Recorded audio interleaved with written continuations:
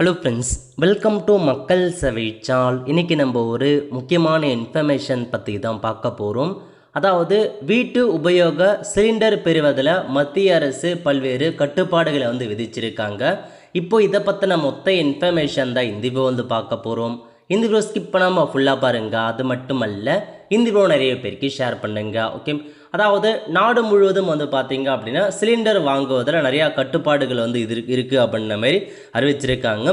இது குறித்து minister of petroleum and natural gas இருக்காங்க பாருங்க, அவங்க என்ன தெரிவிச்சிருக்காங்க அப்படின்னா, ஸோ கரண்ட்டாக பார்த்தீங்க அப்படின்னா ஃபியூலில் சப்ளை பண்ணுறதுல நிறைய இஷ்யூஸ் இருக்குது அப்படின்ற மாதிரி தெரிவிச்சிருக்காங்க. ஸோ அந்த எல்பிஜி கேஸ்லாம் ப்ரொவைட் பண்ணுறதுல நிறைய இஷ்யூஸ் இருக்குது. அதனால் ஒரு சில கட்டுப்பாடுகளை கொண்டு வரோம் அப்படின்ற மாதிரி மென்ஷன் பண்ணியிருக்காங்க. என்ன கட்டுப்பாடு அப்படின்னா, சிலிண்டர் முன்பதிவில் மாற்றத்தை கொண்டு வந்திருக்காங்க.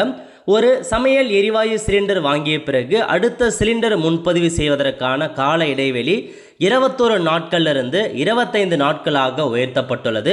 இப்போ நீங்கள் ஒரு சிலிண்டர் வாங்குறீங்க அப்படின்னா, ஸோ 25 நாட்கள் கழித்து தான் உங்களால் இன்னொரு சிலிண்டரை புக் பண்ணி வாங்க முடியும் அப்படின்ற மாரி ஸோ புதிய ஒரு டேட்டை பார்த்தா கொடுத்துருக்காங்க. 25 நாட்கள் நீங்கள் கழித்து தான் மற்றொரு சிலிண்டர் உங்களால் புக் பண்ண முடியும். அது மட்டும் இல்லாமல் பெட்ரோல் கெமிக்கல் பொருட்களுக்கு பயன்படுத்தப்படும் ப்ரொஃபைன் மற்றும் பியூட்டேன் ஆகியவற்றை வீட்டு உபயோக சமையல் எரிவாயு சிலிண்டர் தயாரிப்புக்கு மடைமாற்ற உத்தரவிட்டிருக்கு அப்படின்ற மாதிரியும் உங்களுக்கு தெரிவிச்சிருக்காங்க. இதை தவிர்த்து வீட்டிற்கு பயன்படுத்தப்படும் சமையல் எரிவாயு உற்பத்தியை அதிகரிக்க எண்ணெய் நிறுவனங்களுக்கு மத்திய அரசு உத்தரவு பிறப்பிச்சிருக்காங்க. ஸோ வீட்டுக்கு பயன்படுத்துகிற சமையல் எரிவாயு உற்பத்தியை அதிகரிக்கணும் அப்படின்ற மாதிரி மத்திய அரசு உத்தரவு பிறப்பிச்சிருக்காங்க. இதை தவிர்த்து இறக்குமதி செய்யப்படும் எரிவாயுவை வழங்குவதில் மருத்துவம், கல்வி போன்றவற்றுக்கு முன்னுரிமை அளிக்க வேண்டும் அப்படின்னு சொல்லியிருக்காங்க. ஸோ சிலிண்டரை பொறுத்த வரைக்கும் ஸோ உங்களுக்கு மருத்துவம், கல்வி போன்றவங்க இருக்காங்க பாருங்கள், அந்த டிபார்ட்மெண்ட்டுக்கு சிலிண்டரை கொடுப்பதில் முன்னுரிமை கொடுங்க அப்படின்ற மாரி இந்த நடவடிக்கையை எடுத்திருக்காங்க.